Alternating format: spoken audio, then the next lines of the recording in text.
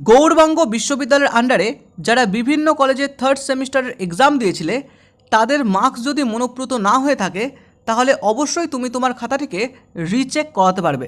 এই রিচেক করানোর জন্য তোমাকে কি করতে হবে, কবে থেকেই বা তুমি রিচেক করাতে পারবে, রিচেক করানোর জন্য কত টাকা তোমাকে চার্জ লাগবে ইত্যাদি যাবতীয় গুরুত্বপূর্ণ ইনফরমেশন তোমার সাথে শেয়ার করব আজকের এই ছোট্ট ভিডিওতে। সুতরাং ভিডিওটি অবশ্যই তুমি তোমার বন্ধুদের গ্রুপের সাথে শেয়ার করো এবং নিজে কন্টিনিউ দেখতে থেকো।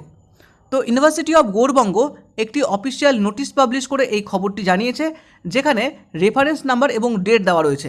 সাবজেক্টে লেখা রয়েছে facility for submission of online application for reassessment or scrutiny for Yuji third semester examination 2024 under NEP 2020 and under CBCS system through online portal. অর্থাৎ সকলেই তোমরা অনলাইন পোর্টালের মাধ্যমে যারা থার্ড সেমিস্টার এক্সাম